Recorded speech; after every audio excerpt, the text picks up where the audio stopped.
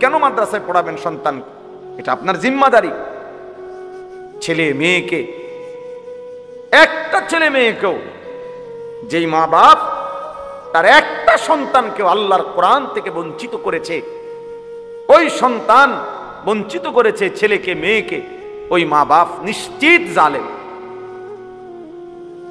কিয়ামতের দিন ওরা জালেম হিসাবে হাসরের ময়দানে উঠবে এবং ওই সন্তান তাদেরকে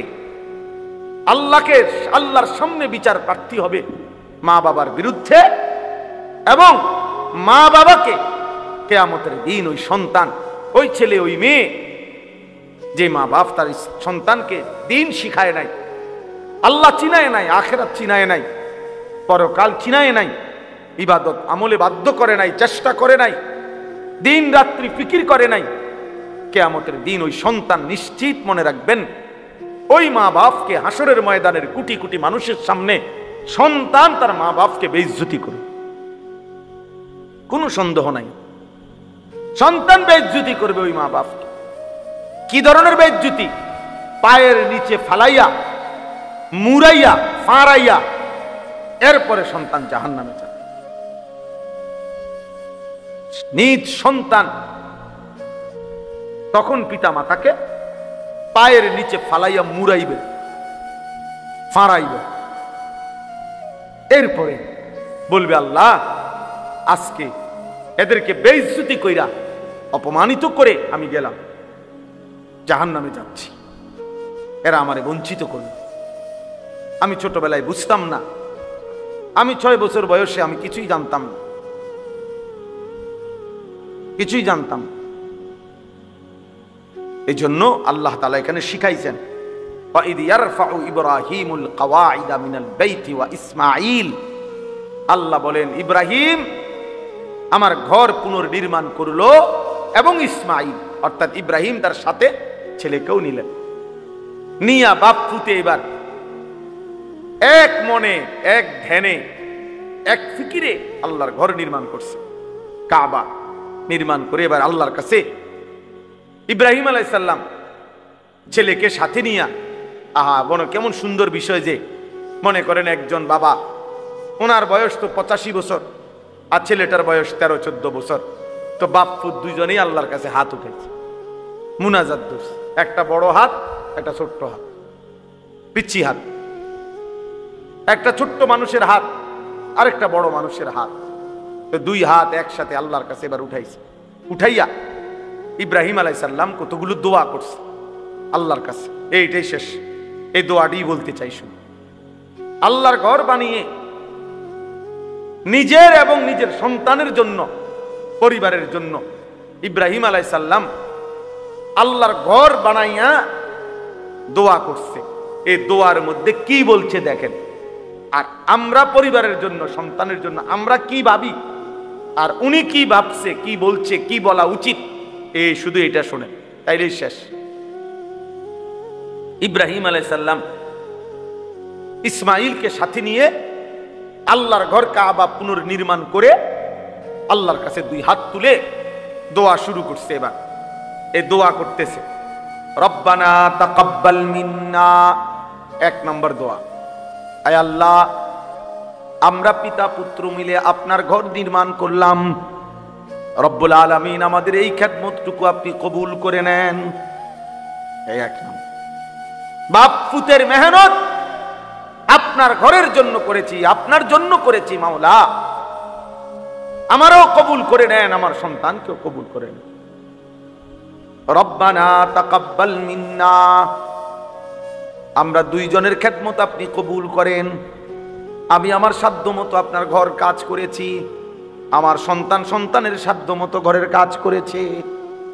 কারণ বাপ পুত্র আর সমান সমানই টানছে না, কারণ উনি হলেন সামর্থ্যবান, সে তো বাচ্চা, কিন্তু আপনি আমাদের দুইজনের খেদমত কবুল করেন। ইন্নাকা আনতাস সামিউল আলিম, ইব্রাহিম আলাইহিস সালাম বলেন আল্লাহ আপনি তো সব শুনেন, সব জানেন। আল্লাহ আপনার জন্য করেছি কিনা, আপনার সন্তুষ্টির জন্য ঘর করলাম কিনা, আপনার কাজ করলাম কিনা, দুনিয়ার কেউ যদিও না জানে আপনি তো জানেন। আপনি তো জানেন, আপনি তো সব শুনেন, তাহলে আপনাকে তো আড়াল করার কিছুই নাই। ইন্নাকা আনতাস সামিউল আলিম, আয় মাওলা নিশ্চয়ই আপনি সব শুনেন, সব জানেন। অতএব আপনি আমার দিলের খবরও জানেন, আপনি আমার বাহিরের খবরও জানেন। আমি আমার ছেলেকে কি বলছি আপনি সেটাও শুনেন, আমার ছেলে আমারে কি বলছে তাও আপনি জানেন, সব আপনি শুনেছেন, জানেন। অতএব আপনি আমাদের পিতা পুত্রের এই খ্যাতমত কবুল করে নেন। এই হলো এক। 2 নম্বরে দোয়া, রব্বানা ওয়াজআলনা মুসলিমাইনি লাক। এই দ্বিতীয় দোয়া হলো, এক বাপ তার ছেলেকে নিয়ে আল্লাহকে বলতেছে, আল্লাহ আমরা পিতা পুত্র দুইজনকেই আপনি ইসলামের উপরে দৃঢ়তা, ইস্তেকামত, মজবুতি দান করেন। আমি যেন জীবন ভর আল্লাহ মৃত্যু পর্যন্ত যেন দ্বীনের উপরে, ইসলামের উপরে থাকতে পারি। আমার ছোট্ট মাসুম সন্তানকে আপনি এভাবে কবুল করেন। আমার ছেলে ইসমাঈলও যেন মৃত্যু পর্যন্ত আপনার দ্বীনের উপরে থাকে। হ্যাঁ, সন্তানকে আল্লাহর হাতে গছায় দিছে, আল্লাহর হাতে তুলে দিছে, সন্তানের জন্য ইসলাম চাইছে। আল্লাহ আমি যেমন নামাজ পড়ি আমার সন্তানও যেন নামাজ পড়ে, আমি যেমন আপনার হুকুম মানি আমার সন্তানও যেন আল্লাহর আপনার হুকুম মানে। আমরা 5 ভাই, আমার আব্বা মসজিদ ইমামতি করতেন, আলেম ছিলেন, কিন্তু কোনো বড় মাদ্রাসায় পড়ায় নাই, শুধু মসজিদে ইমামতি করতো আব্বা, প্রাইমারি স্কুলে মাস্টারি করতেন। আমার বুঝ হওয়ার পরে আমি হাজার হাজার বার, শত শতবার দেখছি আমার আব্বার লগে আমি কত দোয়ায় শরীক হইছি। আব্বার সাথে নামাজে যাইতাম, শবে বরাত, শবে কদর, রমজানে, তারাবিতে। আমার আব্বা খুব কান্ত মুনাজাতের মধ্যে, আমি এগুলা দোয়া শরীক হইতাম, বাসাতে এসে এসে মারে শুনাইতাম আব্বা কিতা কিতা কয় দোয়ার মধ্যে, এগুলো সব বলতে পারতাম। তো আমরা 5 ভাই, আমি বুঝ হওয়ার পরে সবসময় শুনতাম আব্বা বলতো, আল্লাহ আমার ছেলেদেরকে হক্কানি রব্বানি আলেম বানা, এই কথাইটাই কইতো আব্বা। তা আমরা আলহামদুলিল্লাহ 5 ভাই আল্লাহর দয়া, আল্লাহ করাইছেন, 5 জনই আলেমে দ্বীন হয়েছে, 5 জনই। কিন্তু মজার একটা বিষয় হলো, আমরা 5 ভাই এই পর্যন্ত বহুবার, আমি একটু কম করছি, বাকি অন্যরা, আমিও সামান্য একবার চেষ্টা করছি ব্যবসায়িক লাইনে টাকা পয়সা খাটাইয়া লাভবান হওয়ার জন্য। আমরা 5 ভাই বহুবার চেষ্টা করছি। এই পর্যন্ত যতবারে আমরা 5 ভাই, যে ভাই ব্যবসায়িক কোনো লাইনে টাকা খাটাইছি বা চেষ্টা করছি, মনে মারি খেয়েছি, শক্ত মারি যে মারি আর ফুঁজিয়ে নাই, একেবারে ফুঁজিয়ে নাই। মানুষ তো কিছু লই আইহে, হ্যাঁ, লাভটা তো ফুঁজিয়ে নাই, সুতরাং একজনেরও না। আর এইটা কি, আমি সব সময় তো আমার ভাইদেরকে আমি অনেকবার বলছি, মেজো ভাইয়ের হাত ধইরা, ছোট ভাই করে হাতে ধইরা আমি অনেক সময় বলছি, এখনো বলি ভাই করে, যে ভাই আমি একটা বুঝা বুঝছি, আমার আব্বা আল্লাহর কাছে এমনি কইছে, এমনি কবুল হয়েছে, এটা কোনো দোকান কয় না, ব্যবসা কয় নাই। আমার আব্বাই যদি আমাকে লাগে একটু টাকা পয়সার কথা কইয়া যাইত, তাহলে এই লাইনে আপনারা পারতেন। আব্বাই বলে গেছে আল্লাহ সন্তানদেরকে আলেম বানান, বাপে যেমনি কইছে এটাই কবুল হইছে। বাপে আমগো লাগে কি চায় নাই, দুনিয়ার ব্যবসা চায় নাই, এই জন্য হয় না, নাইলে দুনিয়ার সব মানুষে। আমার এক বোন জামাই আছে, 28 বছর মনে কমপক্ষে, উনি বিদেশ যাইতে চাইছে, উনার সাথে শত শতবার আমিও ওরম দেখছি, উনি যায় বিদেশ যাইতে আছে, মানে ঢাকা হেনটাই এয়ারপোর্ট, ওনার সাথে সবার ফ্লাইট হয়ে গেছে। একবার শুধু জীবনে উনি হে পাশে গেছে, মানে ওই দেশে, যেই দেশে, ওই দেশের এয়ারপোর্টের থেকে ফেরত দিচ্ছে। আল্লাহর দয়া, হেদিকে যাইতে দিচ্ছেন, কি ব্যাপারটা কি? অথচ কত মানুষ কি চলে গেল বিদেশ, বিদেশ যাওয়াটা কি খুব কোনো কঠিন কিছু? কথা বলেন না কা? তাইলে এই আপনাদেরকে বললাম, এটা মনে রাখতে হবে। নিজের সন্তান, নিজের পরিবার পরিজনের জন্য আল্লাহর কাছে দুনিয়া চাওয়ার দরকার নাই, আখিরাত চাইতে হয়। এই যে উনি চাইলেন, রব্বানা ওয়াজআলনা মুসলিমাইনি লাক। ইব্রাহিম নবী বললেন, আল্লাহ আমি এবং আমার সন্তান ইসমাইলকে ইসলামের উপরে মজবুতি দান করেন, দৃঢ়তা দান করেন, মৃত্যু পর্যন্ত যেন আমিও আমার সন্তানও দ্বীনের উপরে থাকে, ইসলামের উপরে থাকে। এরপরে 3 নম্বর দোয়া। 1 নম্বর দোয়া হলো আল্লাহ আমাদের খেদমতটুকু কি করেন, কবুল করেন। 2 নম্বর দোয়া হলো আল্লাহ বাপ পুত দুইজনকেই আপনার ইসলামের উপরে, দ্বীনের উপরে দৃঢ়তা, মজবুতি, কায়েম ইস্তেকামত দান করেন। 3 নম্বর, এবার উনি চিন্তা দোয়া করে দেখেন, এখন তো দোয়া করলো নিজের লাইগা, এই ছেলের লাইগা, কিন্তু আল্লাহ চাইলো তো অচিরেই তার ঘরেও তো জিফুত হইব না। আবার ইসমাইল বড় হবে, বিবাহ করবে, তারও তো সংসার হবে, ভবিষ্যতে উনার তো নাতি নাতনি হবে, তাদের ঘরে আরো হবে। এভাবে তো কিয়ামত পর্যন্ত উনার বংশের একটা ধারা চলতে থাকবে। এবার উনি কি ফিকিরমান ইব্রাহিম নবী, উনি বলছে ওয়ামিন যুররিয়াতিনা উম্মাতাম মুসলিমাতাল লাক। রব্বুল আলামিন কিয়ামত পর্যন্ত আমার যেই বংশধারা, ইসমাইলের যেই বংশধারা, এই বংশধারায় কিয়ামত পর্যন্ত আপনি আপনার অনুগত উম্মতে মুসলিমা হিসাবে আমার বংশধরের একটি অংশকে অবশ্যই কবুল করেন। এমন যেন না হয় 100 বছর পরে ভালো বংশ ছিল, নেককার বংশ ছিল, নামাজি বংশ ছিল, দাদা নেককারা ছিল, বাপ নেককারা ছিল, ফুতেও কিছু কিছু নামাজ পড়তো, এরপরে আইয়া 70 বছর পরে এখন আর কেউ নামাজ পড়ে না, কেউ আল্লাহরে চিনে না, সব আল্লাহর নাফরমানি করে শেষ। ইব্রাহিম আলাইহিস সালাম বলছে এমন যেন কখনো না হয়, কিয়ামত পর্যন্ত আমার বংশধারায় একটা অংশ যেন এমন থাকে যে যারা সর্বদাই উম্মতে মুসলিমা, আপনার আনুগত্য, আপনাকে আত্মসমর্পণকৃত, আপনার অনুসার, আপনার আদেশ মানে এরকম মুসলিম একটা গ্রুপ, একটা বংশের একটা অংশ কিয়ামত পর্যন্তের জন্য আপনি কবুল করে নেন। এজন্য হাদিসে আছে, আমাদের নবী সাল্লাল্লাহু আলাইহি সাল্লামের কাছে একবার মদিনার সাহাবীরা দোয়া চাইছিল, আনসার। ওনারা বলছিল, ইয়া রাসূলুল্লাহ, আমাদের আনসার যারা, আমরা মদিনার আপনার সাহাবীদেরকে, মক্কার সাহাবীদেরকে সাহায্য সহযোগিতা করেছি জীবনভর, আপনি আমগুলো লাগে একটু দোয়া করেন। হাদিসে আছে নবীজি দোয়া করছে, আল্লাহুম্মা গফিরিল আনসার, আল্লাহ আমার আনসারি মদিনার সাহাবীদেরকে মাফ করে দেন। এরপরে নবীজি বলছে ওয়া বানিল আনসার, আল্লাহ আমার আনসারীদের সন্তানদেরকে মাফ করে দেন। ওয়া আবনায়ে বানিল আনসার, তাদের সন্তানের সন্তানদেরকে মাফ করে দেন।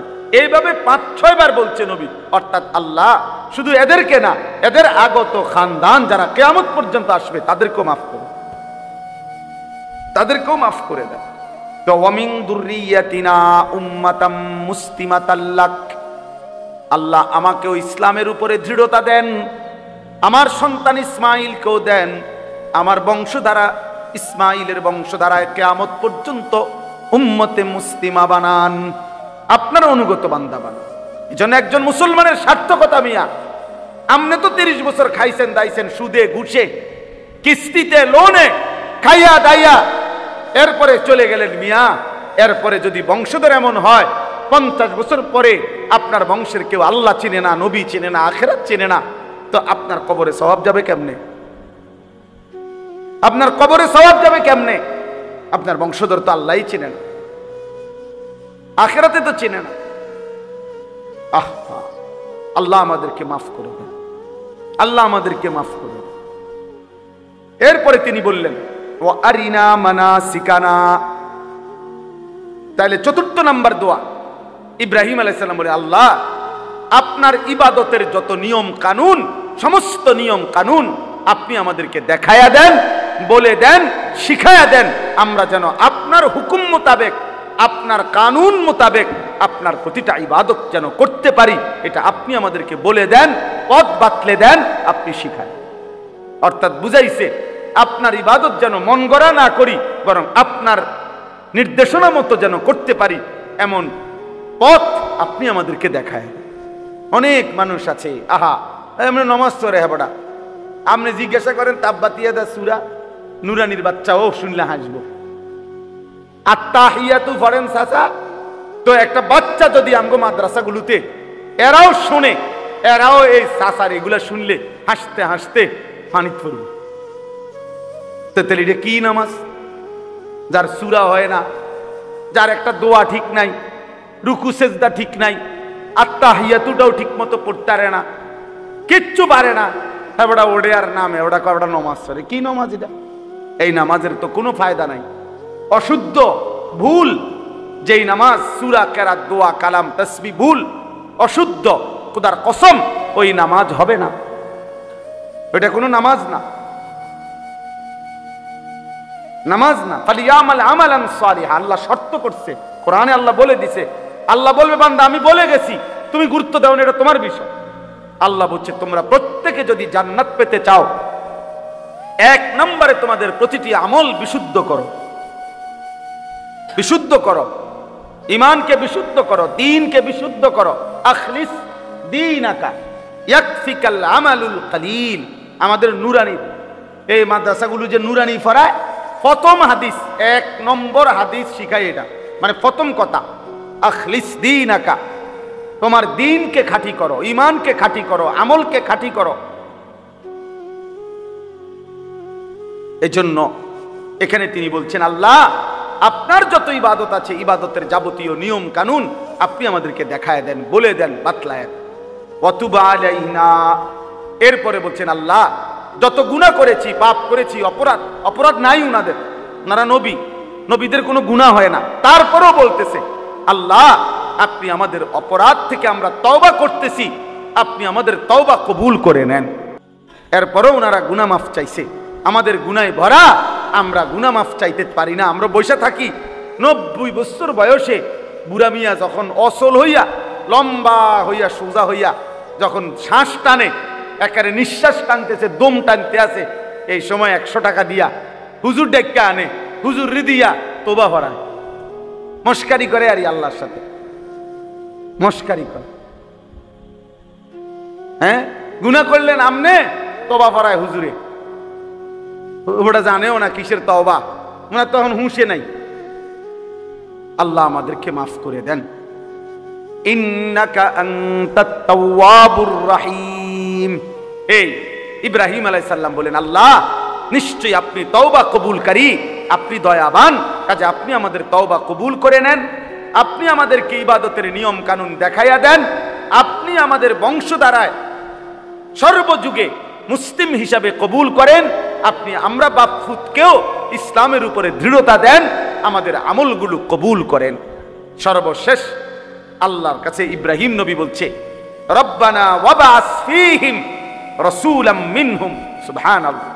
ইব্রাহিম আলাইহিস সালাম এবার বলছে আল্লাহ কিয়ামত পর্যন্ত আমার যে বংশধারা আসবে, এই বংশধারাতেই আমি আপনার কাছে বিশেষ দোয়া করছি যে আমার এই বংশধারায়, আমার ইসমাইলের বংশে আপনি আখিরি জামানার নবী, নবী মুহাম্মদ সাল্লাল্লাহু আলাইহি সাল্লাম, সেই আখিরি বন্ধু, আখিরি নবীকে আমার সন্তান ইসমাইলের আমার বংশে আপনি পাঠান। সুবহানাল্লাহ। কেন? কেন? ইয়াতলু আলাইহিম আয়াতিকা ওয়া ইউআল্লিমুহুমুল কিতাবা ওয়াল হিকমাতা ওয়া ইউযাক্কিহিম। আমার বংশধারাকে কোরআন শিখাবে, কোরআন এবং সুন্নাহর তালিম দিবে, অন্তর পবিত্র করে গুনাহমুক্ত করে দিবে। অর্থাৎ আমার বংশধারাকে যেন জান্নাতের উপযোগী করে বানায়া দেয়, এই জন্য আমি আপনার কাছে আরজি করি, আখিরি নবী মুহাম্মদ, আখিরি পয়গাম্বর, আখিরি বন্ধু আপনি আমার বংশে দান। সুবহান ইন্নাকা আনতাল আজিজুল হাকিম। এরপরে সর্বশেষ ইব্রাহিম আলাইহিস সালাম বলছে আল্লাহ বেশি চাইছি না আপনার কাছে, যা চাইছি আপনি তার চাইতে বড় আজিজ, ক্ষমতাবান, আপনি আরো বেশি দিতে পারেন, আপনার কাছে আরো বেশি আছে, আরো বেশি আছে। আপনি মহা ক্ষমতাবান, আপনি মহা জ্ঞানী, প্রজ্ঞাময়, কাজে আমি বেশি চাই না। তাইলে একজন বাবা তার সন্তান সহ আল্লাহর কাছে কি চাইলেন? আখিরাত চাইলেন, ইবাদত চাইলেন, গুনাহ মাফ চাইলেন, বংশধারাকে যেন আল্লাহ পাক দ্বীনের উপরে রাখে এটা চাইলেন।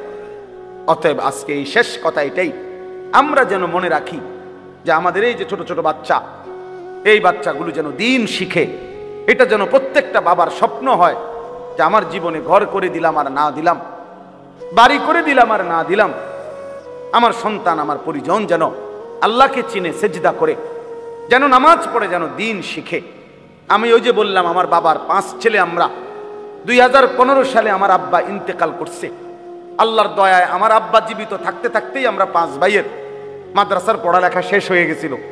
আব্বা জীবিত থাকতেই দেখছে আমাদেরকে যে আমরা 5 ভাইয়েরই মাদ্রাসার পড়া শেষ হয়েছে আল্লাহর দয়ায়। তো আব্বা 2015 সালে ইন্তেকালের সময় সন্তানরা আলেম হয়েছে সবাই, কিন্তু আমার আব্বা আমাদের 5 জন ভাইয়ের জন্য কোনো একটা ঘর, বাড়ি, বিল্ডিং করে দিয়ে যাইতে পারে নাই। আমরা সরকারি বাসার মধ্যে থাকতাম, আর একটা ছোট্ট ঘর ছিল, ভাড়া দিতাম অল্প কয় টাকা, সেটা আমরা সবাই থাকার উপযোগী না। কিন্তু 2015 সালে আব্বা যখন ইন্তেকাল করে তখন আমাদের কোনো ভাইয়ের ঘর ছিল না আমাদের, কিন্তু সব ভাই আলেম ছিল তখন, আলহামদুলিল্লাহ। তো পরবর্তী 9 বছরের মাথায়, গত বছর 2024 সাল পর্যন্ত 9 বছরের ব্যবধানে 5 ভাই আলাদা জমিও কিনছি, আলাদা বিল্ডিংও করছি। এখন 5 ভাইয়ের বিল্ডিং আছে, 5 ভাইয়ের বিল্ডিং এতে সোফা আছে, টাইলস আছে, আপনার ফ্যানও ঘোরে, খাট বাড়ি, প্লেট বাড়ি, এটি সবার ঘরে আছে। তাহলে কাজেই সোফা, খাট, ফার্নিচার, প্লেট বাড়ি, এটি কোনো আশ্চর্য কিছু, আশ্চর্য এটি বাপে যদি করে না দিয়েও যায় তো পারা যায়। এটি কোনো এত এত আশ্চর্য না যে আপনি সুদের টাকা দিয়া, ঘুষের টাকা দিয়া, কিস্তির টাকা দিয়া, বাটফারি করে, সিটারি করিয়া আমনে থাকতে সোফা বানাই দিয়ে যাই তুইব, নইলে আপনার পুঁতে পারবে না। বুয়া একেবারে বেওকুফ মানুষ এটা বেটা। এগুলো কোনো বিষয় না, বিষয় হলো দ্বীন, বিষয় হলো ঈমান। আমাদের স্বপ্ন থাকবে যে আমি আমার স্ত্রী সন্তানের জন্য দ্বীন ও ঈমানের ফিকির করব। আল্লাহ আমাদেরকে তৌফিক দেন। আজকের এই মাদ্রাসা নূরে মদিনা আল্লাহ কবুল করে নেন। আপনারা সবর করে বসছেন, আল্লাহ আপনাদেরকে উত্তম বিনিময় দান করে, আল্লাহ মাফ করে দেন। একজন ছাত্র অ্যাক্সিডেন্টে মারা গেছে কিছুদিন আগে, 11 তারিখ না, আল্লাহ তাআলা তাকে যেন মাফ করে দেয়। আশরাফের আব্বা অসুস্থ, ওই ছেলেটা, আল্লাহ তারে মাফ করেন। তো তার বাবার জন্য দোয়া করবেন, আমাদের জন্য দোয়া করবেন, আমরা আপনাদের জন্য দোয়া করব। আমার 28 তারিখ হজ্জের ফ্লাইট, আগামী বুধবার ইনশাআল্লাহ। তো আল্লাহ যেন আমাদেরকে তৌফিক দেয়, আপনাদেরকেও আল্লাহ যেন আল্লাহর ঘর জিয়ারতের তৌফিক। আপনাদের জন্য সামান্য একটু মেহমানদারির ব্যবস্থা আছে, দেবে, আপনারা নিবেন ইনশাআল্লাহ। আলহামদুলিল্লাহি রাব্বিল আলামিন। আল্লাহুম্মা আনতাস সালাম ওয়া মিনকাস সালাম, তাবারাকতা ইয়া দাল জালালি ওয়াল ইকরাম।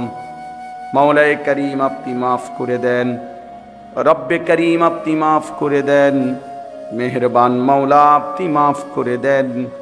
আয় করিম আপনি মাফ করে দেন, আয় রহমান আপনি মাফ করে দেন, আয় আল্লাহ আপনি মাফ করে দেন। পেছনের জিন্দিগির সব গুনাহ মাফ করে দেন, আগামী জিন্দিগি সুন্দর করে দেন, ঈমান আমলের জীবন দান করেন। আল্লাহ আমাদের সবাইকে দ্বীনের উপরে চলার তৌফিক দান করেন। আল্লাহ আমাদের বংশধর খানদানকে কিয়ামত পর্যন্ত দ্বীনের উপরে কায়েম করে দেন। আল্লাহ সমস্ত কবরবাসীদেরকে মাফ করে দেন, কিয়ামত পর্যন্ত কবরের আযাব মাফ করে দেন। ছোট্ট যেই বাচ্চা আল্লাহ মারা গেছে তাকেও মাফ করে দেন, তার মা বাপকে সবরে জামিল দান করেন। আল্লাহ অসুস্থ বিমারি যারা শিফা করে দেন, আশরাফের আব্বাকেও আল্লাহ আপনি শিফায়ে কামিলা আজেলা দান করেন। আমরা যে যেখানে অসুস্থ আল্লাহ প্রত্যেককে আল্লাহ সুস্থতার হায়াত দান করেন, প্রত্যেকের কামাই রুজিতে হালাল বরকত দান করেন। আল্লাহ যার যত পেরেশানি অস্থিরতা আছে দূর করে দেন। এই মাদ্রাসায়ে নূরে মদিনা আপনি কবুল করে নেন, আপনি কবুল করে নেন। আপনি চাইলেই মাওলা হবে, আপনি না চাইলে কিছুই হবে না মাওলা। যে বাচ্চাদেরকে আল্লাহ ছেলে মেয়েদেরকে কোরআনের সবক দেওয়া হলো, আল্লাহ এই প্রতিটা বাচ্চাকে কায়দা আমপারা কোরআন শরীফ কবুল করে নেন। আল্লাহ এদেরকে হাফেজ, আলেম, মুত্তাকি, আরিফ, রব্বানি বানিয়ে দেন। এই কোরআনের বরকতে আল্লাহ এদের মা বাপকে মাফ করে দেন, এদের খানদান বংশধরকেও মাফ করে দেন। আল্লাহ আমাদের প্রত্যেকের নেক মাকসাদ আপনি পূরণ করেন। আয় আল্লাহ, যার যত পেরেশানি আছে আসান করে দেন। প্রবাসীদেরকে সহি সালামতে রাখেন, গোটা দেশকে নিরাপদ করে দেন। আল্লাহ সারা পৃথিবীর মজলুম মুসলমানকে বিজয় দান করেন। আপনার ঘর জিয়ারত করবার তৌফিক দান করেন। আল্লাহ আপনার ঘর জিয়ারত করবার তৌফিক দান করেন। আপনার ঘরে বারবার যাওয়ার তৌফিক দান করেন। রব্বানা তাকাব্বাল মিন্না ইন্নাকা আনতাস সামিউল আলিম। রব্বানা ওয়াজআলনা মুসলিমাইনি লাকা ওয়া মিন যুররিয়্যাতিনা উম্মাতাম মুসলিমাতাল লাক ওয়া আরিনা মানাসিকানা ওয়া তুব আলাইনা ইন্নাকা আনতাত তাওয়াবুর রহিম। রব্বিরহামহুমা কামা রব্বায়ানি সগীরা। রব্বানা হাব লানা মিন আজওয়াজিনা ওয়া যুররিয়্যাতিনা কুররাতা আ'য়ুন ওয়াজআলনা লিল মুত্তাকিনা ইমামা। সুবহানা রাব্বিকা রাব্বিল ইজ্জাতি আম্মা ইয়াসিফুন ওয়া সালামুন আলাল মুরসালিন ওয়ালহামদুলিল্লাহি রাব্বিল আলামিন। আপনি আর আমি আল্লাহর ভালোবাসার পাত্র কিনা এটা বুঝবো কি করে? দুনিয়াতে ঘর বাড়ি দালান কোঠা, এই এলাকায় অনেকে বিল্ডিং বানিয়েছে। যিনি হিন্দু ওনার বাড়িতেও বিল্ডিং আছে, আছে কিনা? আপনার বাড়িতেও বিল্ডিং আছে। উনি চাকরি করে ব্যবসা করে, আপনিও চাকরি ব্যবসা করেন। উনি বাজার থেকে খরচ তরিতরকারি যা কিছু দরকার করে আপনিও করেন। তাহলে সমান সমান। তাহলে আল্লাহ যা আপনাকে ভালোবাসে এটা বুঝবেন কি করে? ফাজাইলে আমালে আমরা শুনেছি তালিমের মধ্যে বাদী তার মনিবের সাথে গল্প করছে। তো মনিব তার বাদীকে বলছে যে আল্লাহ তাআলা আমাকে বেশি ভালোবাসে। তো বাদী বলছে, না মনিব, আল্লাহ তাআলা আমাকে বেশি ভালোবাসে। এবার মনিব বলে যে তোমাকে যদি আল্লাহ বেশি ভালোবাসতো তোমাকে মনিব বানাতো, আমাকে তোমার চাকর বানাতো। কিন্তু আল্লাহ তাআলা তোমাকে চাকরানি বানিয়েছে আর আমাকে মনিব বানিয়েছে, এটাই প্রমাণ করে আল্লাহ আমাকে ভালোবাসে। এবার বাদী মনিবকে বলে, আপনার যুক্তি শেষ? বলে, হ্যাঁ শেষ। তো এবার আমার যুক্তি শোনেন যে আল্লাহ রব্বুল আলামিন আমাকে ভালোবাসে বলে কনকনে ঠান্ডা শীতকে অপেক্ষা করে আমার মতো জীর্ণ শীর্ণ এই রুগ্ন দেহ বিশিষ্ট আপনার বাড়ির কাজ করা এই বাদী আর দাসীকে আরশের মালিক, তামাম আসমান আর জমিনের মালিক আল্লাহ ভালোবাসেন বলে প্রচন্ড শীতকে অপেক্ষা করে আমার মতো বাদীকে ফজরের ওয়াক্তে ঘুম থেকে উঠায়া জায়নামাজে দাঁড় করায়া দেয়। সুবহানাল্লাহ। আর আপনাকে ভালোবাসে না, তার প্রমাণ হলো সুখ আর সমৃদ্ধি, প্রভাব আর প্রতিপত্তি, জৌলস যা কিছু আছে আপনাকে এ পরিমাণ সুখ দিয়েছে, এ পরিমাণ বিছানার আরাম দিয়েছে।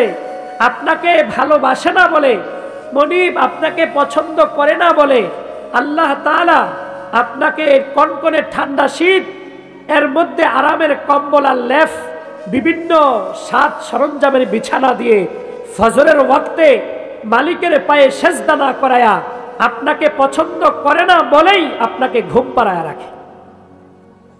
তাহলে ভালোবাসার মাপকাঠি এই ছোট্ট গল্পের আলোকে বুঝলাম, দুনিয়াতে যদি কেউ ঘর বাড়ি দালান কোঠা বিল্ডিং এর মালিক হয়ে যায়, এলাকার বাজারে সবচেয়ে বড় ব্যবসায়ী হয়ে যায়, রাজনীতিবিদ হয়ে যায়, সমাজপতি হয়ে যায়, রাষ্ট্রের ক্ষমতাও যদি তার কাছে আসে, কিন্তু সে যদি তার দিনের 24 ঘন্টায় মালিকের পায়ে সেজদা করার নসিব না হয়, তার কপালে যদি মালিকের সেজদা করার সুযোগ তৈরি না হয়, আল্লাহর হুকুম নবীজির তরিকা অনুযায়ী চলবার তৌফিক না হয়, সে যত বড়ই দুনিয়াদারি হোক না কেন স্পষ্ট প্রমাণ করে আল্লাহ তাকে ভালোবাসেন।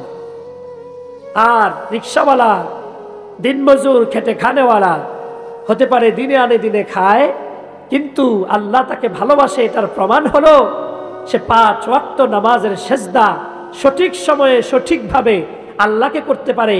কেননা দুনিয়ার কোনো কিছু পাওয়া এটা খ্রিস্টানও পায়, বৌদ্ধ পায়, হিন্দু পায়, বিধর্মী পায়। সুতরাং তোমার মতো মুসলমান খাওয়া দাওয়া, চলাফেরা, ওঠা বসা, সামাজিক প্রতিপত্তি এটা পাওয়া এটা পছন্দের ব্যাপার না। প্রকৃত পছন্দের ব্যাপার, ভালোবাসার ব্যাপার হলো এই দুই মানুষের ভিতরে, দুই ফ্যামিলির ভিতরে কে কত বেশি আল্লাহকে মানতে পারে। যে যত বেশি আল্লাহকে মানতে পারবে সেই যেন বুঝে নেয় আল্লাহ তাকে বেশি ভালোবাসে।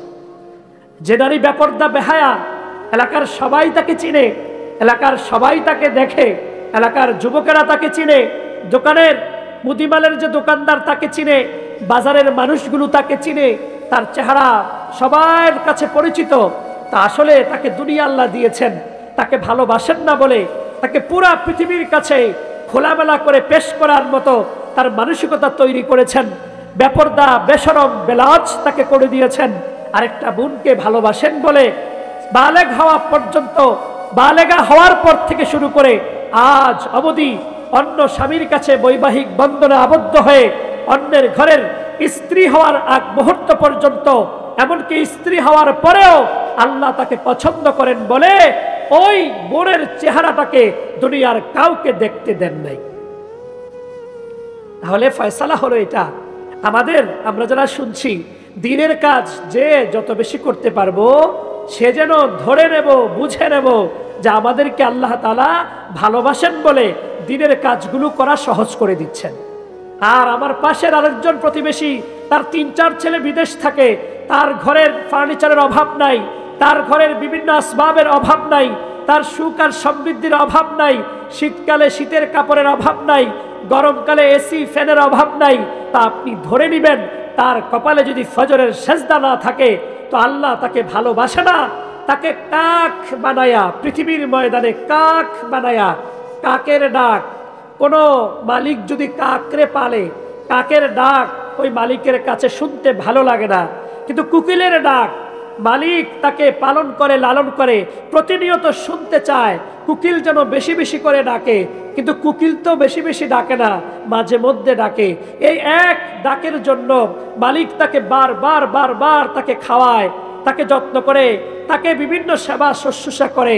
কিন্তু আল্লাহ রাব্বুল আলামিন আপনার আমার মতো যে মানুষগুলো কনকনে ঠান্ডা শীতেরকে অপেক্ষা করে এশা পড়তে যায়, ফজর পড়তে যায়, তো এই মানুষগুলো যেন আল্লাহর কাছে কোকিলের মতো রব যেন অপেক্ষায় বসে থাকে। আমার এই বান্দা এবং বান্দি কখন এশায় আমাকে ডাকবে, কখন ফজরে আমাকে ডাকবে, কখন জোহরে আমাকে ডাকবে, কখন আসরে আমাকে ডাকবে, কখন ফজরে আমাকে ডাকবে, কখন তেলাওয়াতে আমাকে ডাকবে, কখন জিকিরে আমাকে ডাকবে। মালিক আশায় বসে থাকেন, অপেক্ষায় বসে থাকেন কোকিল নামক আল্লাহর এই বান্দাদের ডাক শুনবার জন্য। সুবহান। আর যারা ডাকে না এরা কাকের মতো, কাকের ডাক বিশ্রী, কাকের ডাক শুনলে আপনার কাছে বিরক্ত লাগবে।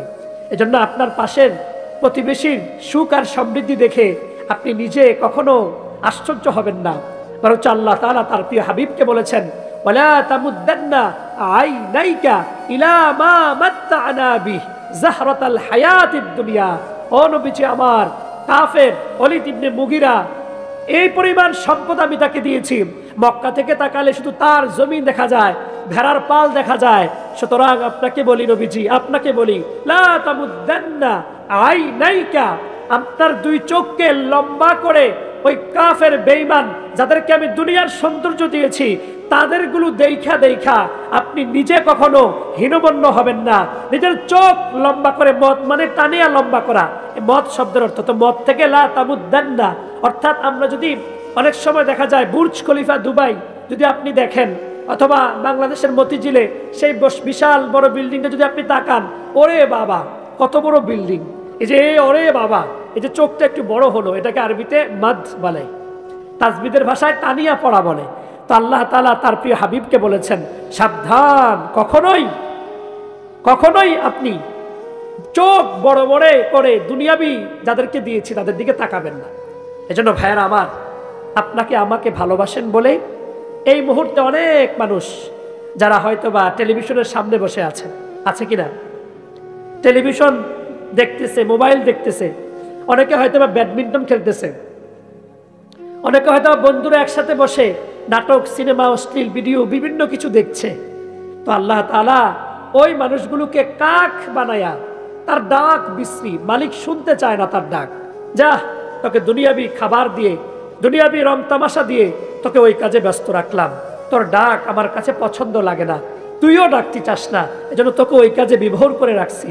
আর আপনাকে আমাকে পছন্দ করেন বলে আল্লাহ তাআলা দুনিয়ার সব কাজ থেকে ফারেক করে আল্লাহ তাআলা আপনাকে আমাকে মাহফিলের মতো বেহেশতের বাগানে বসার সুযোগ করে দিয়েছেন।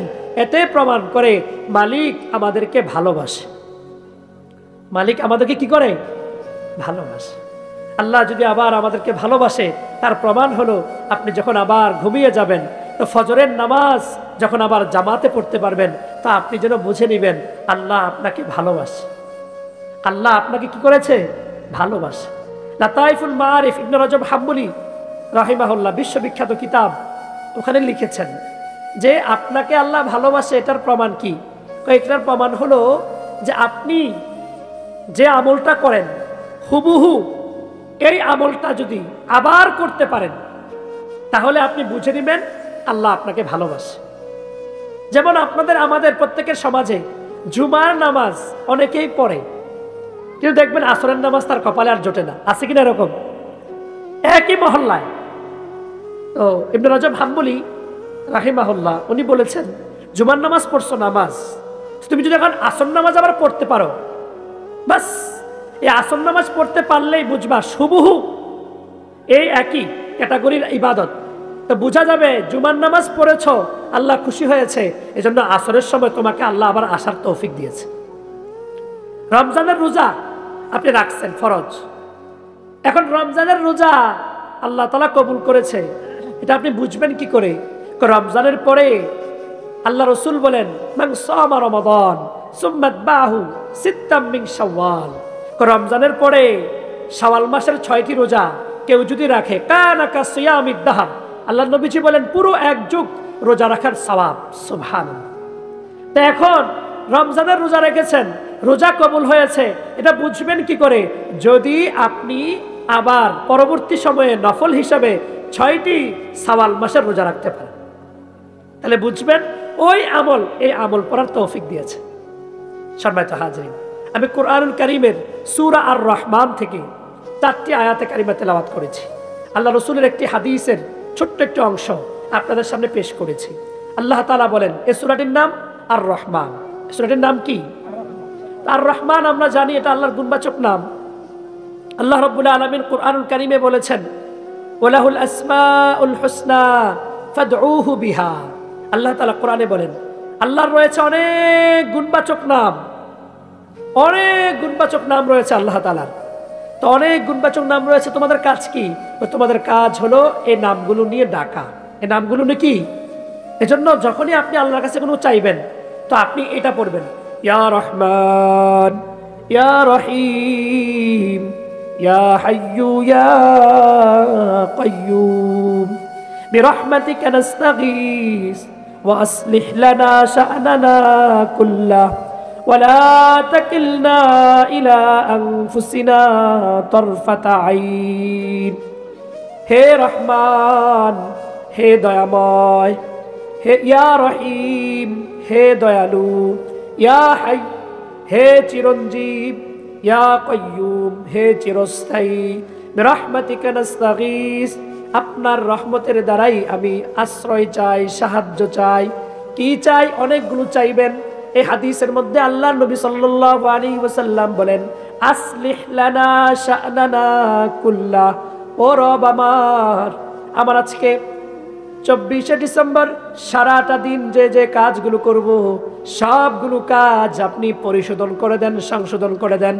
যখন ফজরের নামাজ পড়ে আপনি যখন আল্লাহর কাছে বলবেন, আসলিহ লি শা'নি কুল্লাহ, ও রব্বুল আলামিন, সকালের সূর্য একটু পরেই উঠে যাবে, ফজরের নামাজ পড়ে আমার দিন শুরু করতেছি, ও রব্বুল আলামিন এবার আপনার কাছে যাচ্ছি, আসলিহ লি শা'নি কুল্লাহ, আল্লাহ আজকের সারাটা দিন আমি যা যা করব সবগুলো কাজ আপনার কুদরতি তত্ত্বাবধানে আপনি ইসলাহ করে দেন।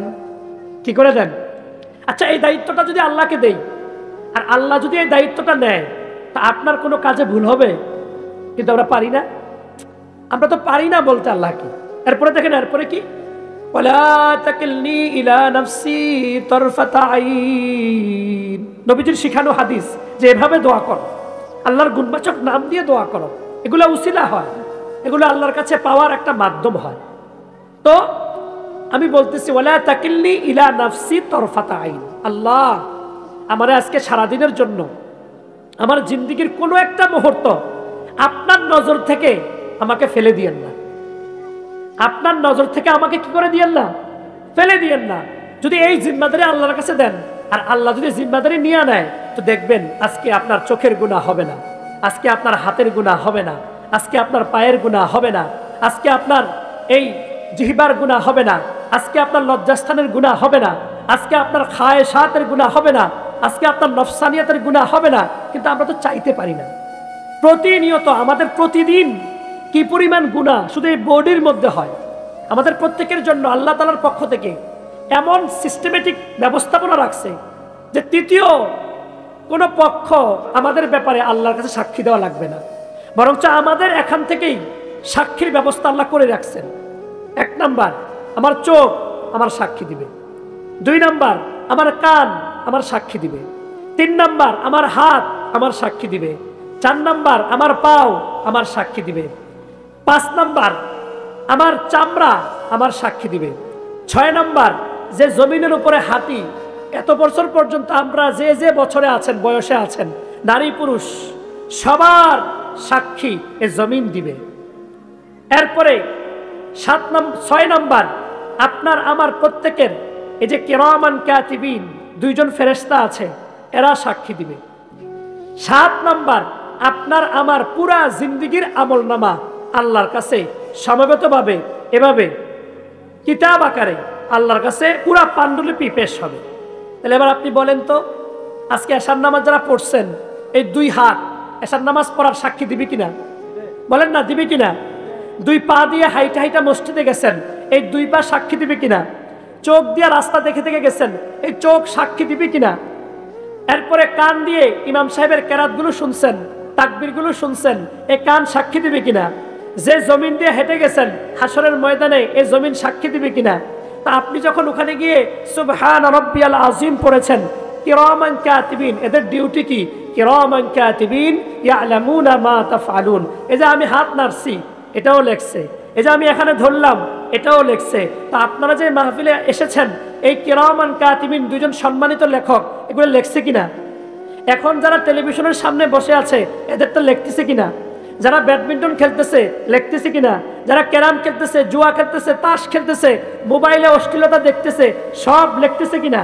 তাহলে প্রতিনিয়ত এই ফেরেশতা লিখতেছে, চোখ দেখতেছে, কান শুনতেছে, হাত ধরতেছে, পা হাঁটতেছে, আর আপনার আমার প্রত্যেকের এই জমিন প্রতিনিয়ত আছে, চামড়া আমাদের সাথে প্রতিনিয়ত ডিউটি পালন করছে। এই সমস্তগুলো যখন আল্লাহর দরবারে পেশ করবে, তা আপনি আমি যাওয়ার কোনো রাস্তা আছে? বলেন, যাওয়ার কোনো রাস্তা আছে? কোনো রাস্তা নাই। আপনার আমার জিন্দেগির পুরাটা যদি আল্লাহ জামিন হয়ে যায়, তা আপনার আমার জিন্দেগির ভিতরে যদি গুনাহ না থাকে, তাহলে আপনার আমার জন্য কি পরিমাণ সওয়াবের ব্যবস্থাপনা থাকবে। এবার আপনি দলিল শুনেন। আল্লাহ তাআলা বলেন, এই যে চোখ সাক্ষী দিবে, শাহিদা আলাইহিম সামউহুম ওয়া আবসারুহুম ওয়া জুলুদুহুম। হামিম আশ-শাজদা, এই সূরার মধ্যে 3টা কথা আল্লাহ নিয়ে আসছেন। 1 নাম্বার, তোমার চোখ সাক্ষী দিবে কতগুলো মেয়েকে তুমি দেখছো। 2 নাম্বার, তুমি যে পরকীয়া প্রেম, বয়ফ্রেন্ড গার্লফ্রেন্ডের নামে অবৈধ প্রেম, যা যা মোবাইলে আলাপনের মাধ্যমে করছো, এই কান সাক্ষী দিবে। 3 নাম্বার, জিনা। ওয়ায়ুআল্লিমুহুমুল কিতাবা ওয়াল হিকমাতা ওয়ায়ুযাক্কিহিম ইন্নাকা আনতাল আজিজুল হাকীম। সাদাকাল্লাহু মাওলানাল আযীম। قال نبينا صلى الله عليه وسلم ما من مولود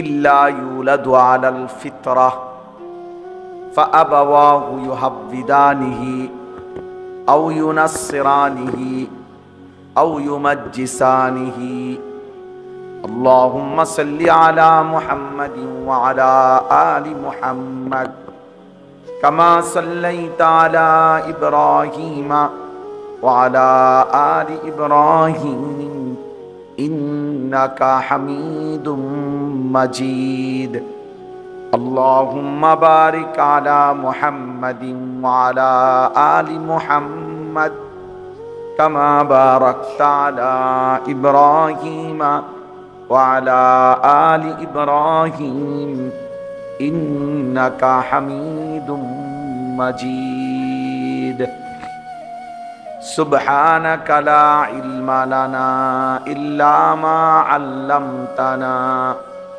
إنك أنت العليم الحكيم ছাত্রদের এই কায়দা আমপারা কোরআন শরীফ উঠায় নেন ভাই মাদ্রাসার উস্তাদ কোথায় এগুলো ছাত্রদের এগুলো উঠায় নেন ওরাও তো ঘুমাইসা পড়বে হঠাৎ করে তাদের কাছ থেকে এগুলো তুলে নেন সবগুলো আবার কালকে বাবা তোম করে দিয়ে দিবে ইনশাআল্লাহ যার যেটা ওগুলো কালকে দিয়ে দিয়েন আমার আলহামদুলিল্লাহ আল্লাহ পাক রব্বুল ইজ্জত যুল জালাল ওয়াল ইকরামের ফজল কারাম রব্বুল আলামিনের ইহসান মেহেরবানি দয়া আল্লাহ তাআলা আমাদেরকে আজ 20 মে 2025 রোজ মঙ্গলবার কুমিল্লা জেলা মুরাদনগর উপজেলাধীন বাখরনগর মাদ্রাসায়ে নূরে মদিনা অত্র মাদ্রাসার ছাত্রদের সবক প্রদান উপলক্ষে আজকের এই দোয়া ও ইসলাহি মজলিসে আল্লাহ তাআলাই আমাদেরকে আসবার বসবার আল্লাহর জন্যই জমা হওয়ার তৌফিক দান করেছেন এই জন্য আমরা সকলেই বলি আলহামদুলিল্লাহ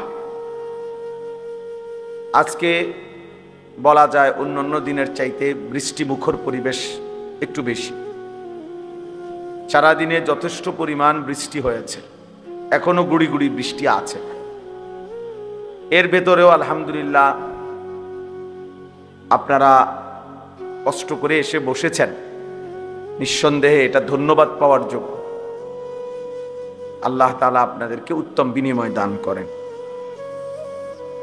একেবারে অল্প কিছুক্ষণ সময় আমি আপনাদের সামনে সামান্য কিছু কথাই আরজ করতে চাই আল্লাহ তাআলা আমাদেরকে তৌফিক দান করেন